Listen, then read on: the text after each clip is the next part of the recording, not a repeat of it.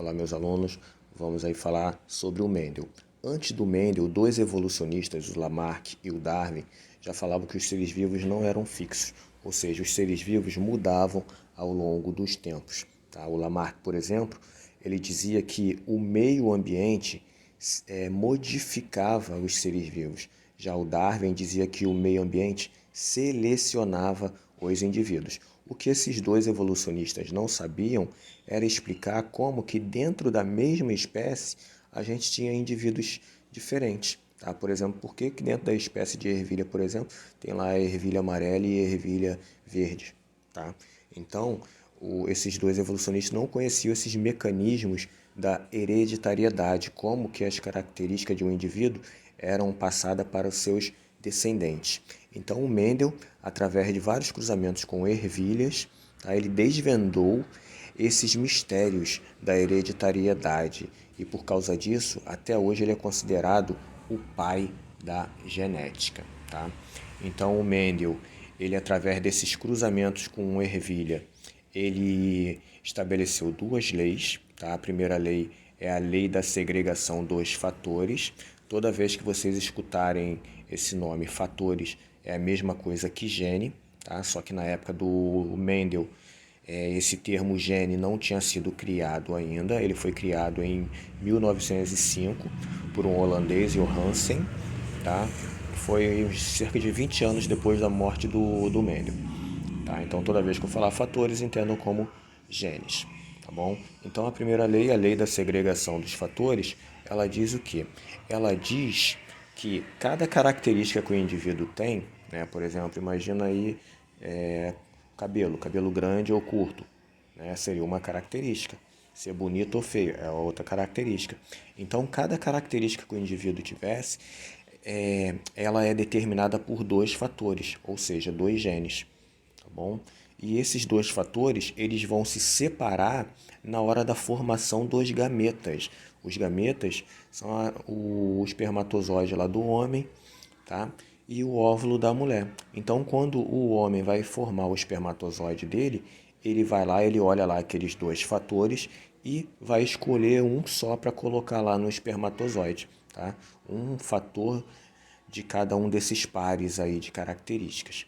Tá? Então, esses fatores vão se separar ali na formação do gameta e quando ocorrer, quando ocorrer a fecundação, esse, é, esses fatores vão se unir com os fatores da mulher, por exemplo. Tá? Então, vai unir os fatores, né, os genes do homem com os genes da mulher durante a fecundação. Tá bom? Vamos fazer um desenho aqui para ver se fica mais prático para vocês. Tá? Então, para o Mendel, o homem, por exemplo, né, seria tipo um saco. Né? Teria um saquinho aí e dentro desse saco você teria algumas características. Imagina aí se é cabelo grande ou cabelo curto. Né? Tá aqui, ó, bolinha pequena, cabelo curto. Bolinha grande aqui vazia, cabelo longo.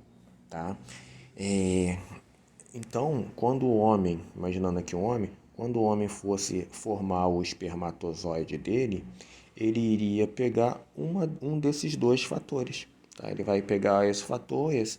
Vamos supor que ele vai pegar esse fatorzinho pequeno aqui. Ó, tá?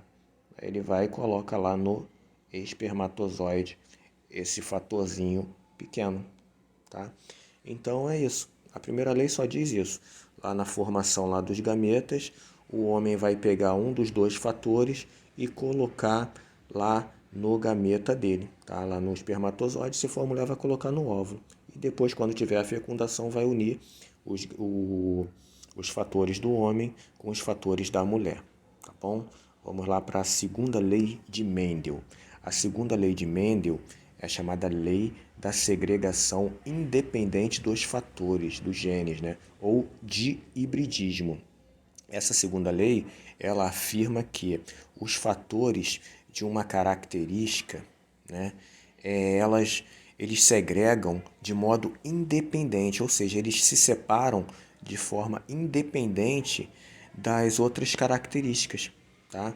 Então, o que o Mendel dizia, né? Vou fazer um desenho aqui para vocês verem. Tá? Vamos lá, imagina aquele saquinho lá de novo, onde estão as características do homem. Tá? Então teria lá o cabelo, né? Tem lá o cabelo lá do homem, né? Cabelinho aqui, cabelo curto, aqui, cabelo curto, e aqui cabelo longo, tá? Onde está vazio. E teria também outra característica, ser bonito ou não. Tá aqui a bolinha aqui, ó, verde, ser bonito, e a bola grande, ser feio, tá? Bola grande seria feio, ali o verde vazio. Então, aí o homem, na hora que fosse formar lá o espermatozoide dele, né, o gameta dele, ele iria escolher, né, um fator de cada. Tipo, vou escolher esse fator aqui. Aí ele coloca lá esse fator, tá? Tá aqui o fatorzinho dele, tá? O homem vai colocar nesse mesmo espermatozoide esse fator aqui pequeno, da beleza, né? Tá? Aí ele coloca ali o fator. Tá? O que o Mendel diz é o seguinte, que quando o homem escolhe um desses fatores aqui, né, ou esse, quando ele escolhe um deles dois, a escolha, a ida de um desses fatores aqui da outra característica não sofre nenhuma interferência. Tá? O homem pode mandar esse daqui e não implicar na ida desse daqui junto ou desse daqui junto. Foi isso que o Mendel falou, tá? Lá na segunda lei dele. Só que a gente vai ver que isso não é 100% verdade. Né? Por quê? Tá? Porque o Morgan, tá? Que foi um outro geneticista, ele descobriu que os genes, né? Os fatores, né, que são os genes, eles estavam em cromossomos. O Mendel não sabia onde que os fatores, os genes estavam. Não tinha ideia. Não sabia nem se era proteína, o que que era, nem o que era. Se era base, não sabia nada disso. Tá? Então o Morgan, que descobriu, através de cruzamento lá com drosófilas, que os fatores estavam em cromossomos, tá bom? Então aqui, por exemplo, ó, a espécie humana, ela tem 23 pares de cromossomos. Isso lá na espécie humana. Aqui tem um par, né, onde você está vendo aqui, ó, são dois cromossomos. Isso aqui é um cromossomo, aqui é outro cromossomo. Tomem cuidado que tem alguns lugares que representam os cromossomos assim, ó, com a bolinha aqui, aqui assim, assim, assim, assim. Aí diz que é um cromossomo só. Só que isso daqui, ó, não é um cromossomo. Daqui é um cromossomo que está se duplicando. Daqui é uma parte dele que está duplicando e aqui é outra parte que tá duplicando. Tá bom? Só para vocês ficarem ligados. Pouca gente sabe disso daí. Então, aqui está um cromossomo, aqui está outro. Esses dois aqui juntos, eles formam o par 1. Tá? Aí vão ter aí os 23 pares, 22 que é encontrado igualmente aí na mulher e no homem. E o que vai definir de ser homem ou mulher é o par sexual, que é o 23 aqui. Ó. Se for homem, vai ter o par XY. Se for mulher, vai ter o par XX. Tá bom? Aí qual é o furo da segunda lei de Mendel? Tá? Na segunda lei de Mendel, ele vai dizer que a ida de um gene, a ida de um fator, né, de um gene, de uma característica, não iria implicar na ida de fatores de genes de outras características. Sim, não pode ser que não implique. Isso se o gene dessas características estiverem em cromossomos diferentes. Por exemplo, se tiver aqui uma característica aqui, a outra aqui, vamos supor que é a cor dos olhos, né? E esse verde aqui, ele em verde está no cromossomo 1, né? Aqui em vermelho era a cor dos olhos, vamos supor que ser bonito ou feio está aqui no cromossomo 2, tá aqui e aqui. Então, realmente, nessa situação, a ida de um desses fatores aqui para formar lá o gameta não vai influenciar na ida de outros fatores de outras características. Mas imagina se essas características aqui tivessem no mesmo cromossomo. Tá? Vamos ver aqui, ó. Se tivessem aqui, por exemplo, ó, nesse mesmo cromossomo, tá? Então, toda vez que fosse esse vermelhinho aqui, esse fator, né, ele acabaria levando junto esse fatorzinho que está aqui, ó, tá? Esse verde aqui, que seria diferente desse outro verdezinho ali, tá? Então, quando os fatores estão no mesmo cromossomo, a segunda lei de Mendel não é válida, tá? Ela não ocorre, porque nesse caso, quando os fatores estão no mesmo cromossomo, né, fatores de diferentes características, um vai influenciar na ida do outro para a formação dos gametas, tá bom? Bom, então, além, né, vamos fechar aqui então os motivos, né,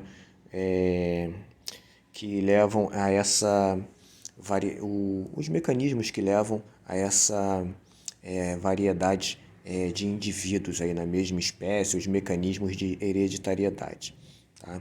Então, a mutação, que normalmente é um erro lá na cópia de um gene, ela pode ser positiva ou negativa, que vai depender lá do meio ambiente, né? Se for positivo, o meio ambiente vai selecionar.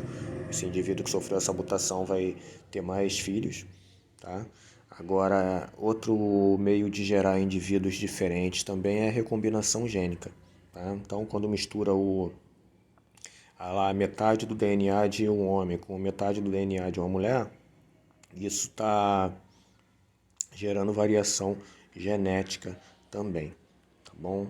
E essas variações genéticas que estão sendo geradas aí, elas sempre vão ser selecionadas aí pelo meio, tá bom? E só para fechar aqui, os cruzamentos aqui que o Mendel fez com ervilha, tá? Ele cruzou ervilhas amarelas e verdes, só que as amarelas eram lisas e as verdes eram rugosas. Tá? Então, quando ele cruzou essas ervilhas, verde, amarela lisa com verde rugosa, todos os filhinhos delas tinham ervilhas amarelas lisas. Aí o que o Mendel fez? Pegou uma dessas ervilhinhas, um desses filhos, amarelo liso, com outro filho amarelo lisinho, tá? Tipo, cruzou dois irmãos e gerou esses netinhos aqui. E foi legal que o Mendel ele voltou a observar a cor verde. Olha aqui, ó, 4 corzinhas verde. Tá? E além da cor verde, o Mendel notou o reaparecimento das ervilhas rugosas. Aqui o amarelo rugoso, aqui outra amarela rugosa, aqui também outra amarela rugosa e aqui uma rugosa. Tá? Então, o Mendel, que era botânico, tinha facilidade aí de cultivar plantas, né? No caso ervilhas também, tá? E como ele era matemático também, ele olhava lá as proporções e logo já identificava o que estava acontecendo. Então foi desses cruzamentos com ervilha que o Mendel criou as duas leizinhas dele lá, a lei da segregação dos fatores, né? Segregação dos genes, aí a lei da segregação independente dos fatores. É isso aí, galera, tá? Daí foi a nossa aula aí sobre Mendel. Um abração aí para vocês.